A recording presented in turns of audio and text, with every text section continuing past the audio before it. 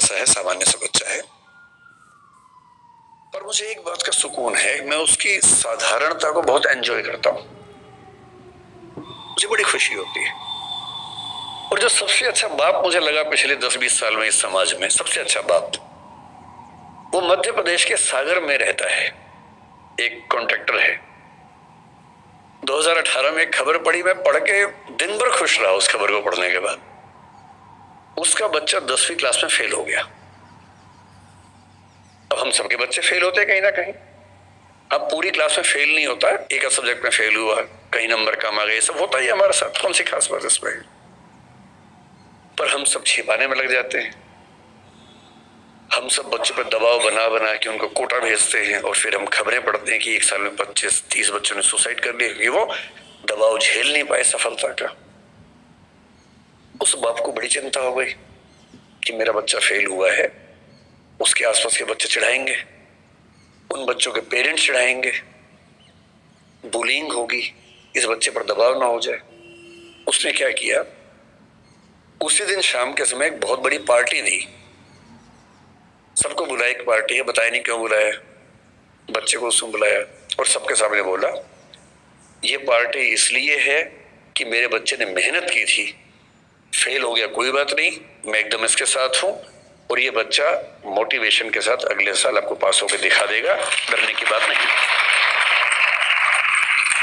और मैं दंग रह गया कि कोई बाप इतना सुंदर कैसे हो सकता है, इतना खूबसूरत बाप, कि मेरा बच्चा फेल हो गया, मैं तो इसको भी सेलिब्रेट करूंगा। भाई मेरे बच्चे ने मेहनत की थी, नहीं रिजल्ट आया तो क्या हो गया, मैं क्यों एक्स्ट्रा वजह बनूं कि उस बच्चे के डिप्रेशन में जाने की, एंजाइटी में जाने की। और वो खबर पढ़ के मुझे लगा कि ये तो एक फिल्म बनाने लायक खबर है। आजकल मैं खबरें पढ़ता हूं तो मुझे वो भी दिमाग में आने लग गया कि फिल्म किसके ऊपर, क्योंकि पिछले कुछ साल मेरा वैसा एक्सपीरियंस भी रहा इस फिल्म के स्क्रिप्ट लिखने के दौरान। ट्रेनिंग ऐसी हुई कि हम खबर पढ़ते सोचते कि फिल्म में कैसे सेट होगा, कैसे फिल्म में ला सकते हैं इस बात को।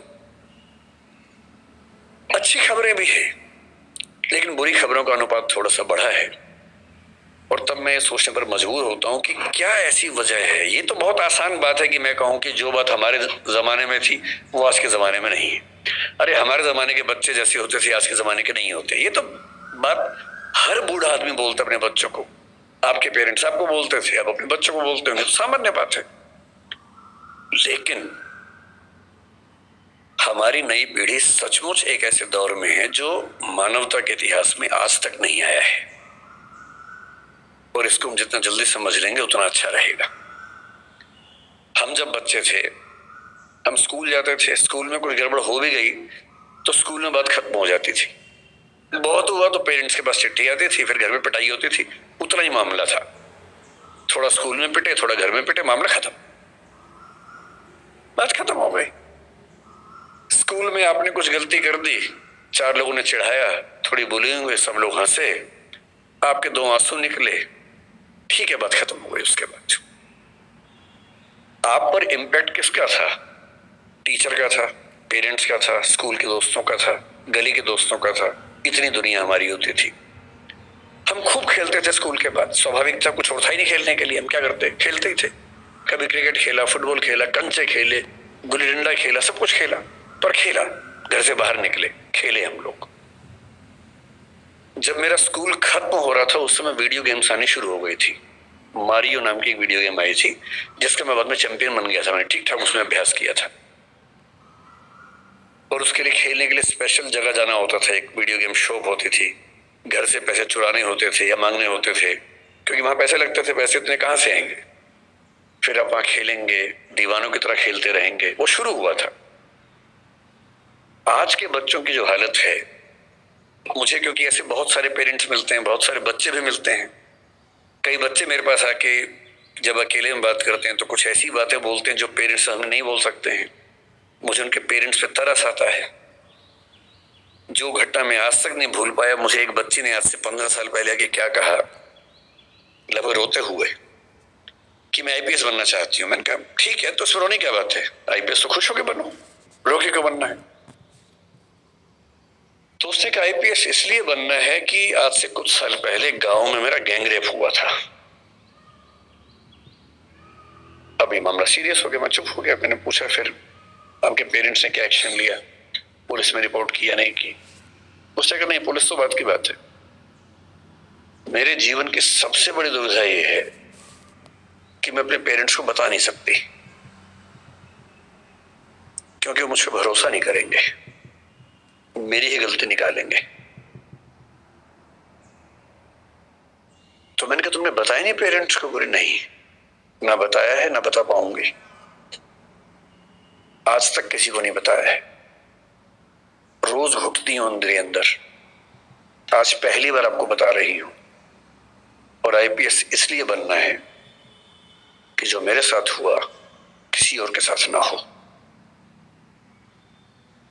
और मैं तब से सोचता हूं कि वो कितने अभागे और मूर्ख पेरेंट्स होंगे जो अपने बच्चे से बात नहीं कर सकते।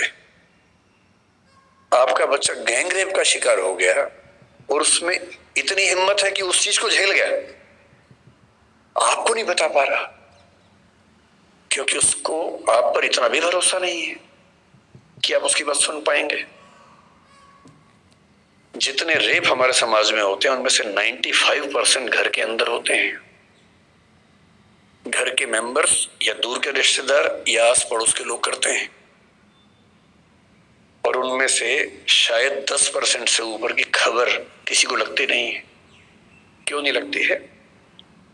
क्योंकि जब जब कोई बच्ची अपने पेरेंट्स को बोलती है कि ऐसा हुआ है, पेरेंट्स कहते हैं कि नहीं, तूने गलती की होगी, या छुपा दे, दबा दे बात को, चुप रहे, दूर रहा कर उनसे।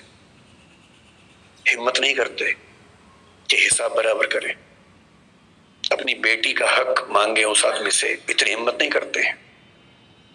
ऐसे बुज़दिल समाज में क्या होगा? डिप्रेशन नहीं होगा, एंजाइटी नहीं होगी तो क्या होगा? और उस लड़की की बात सुन के मैं हिल गया था। यह अलग बात है कि उस लड़की ने बहुत मेहनत की, बाद में आईपीएस बन भी गई।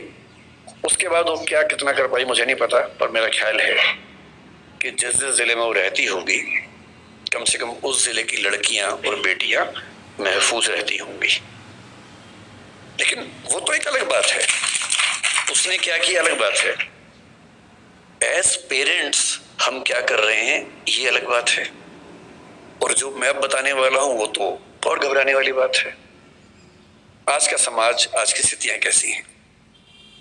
हमारे बच्चों की सबसे बड़ी उपलब्धि भी, सबसे बड़ी चिंता भी ये है कि वो इंटरनेट के दौर के पैदाइशी बच्चे हैं।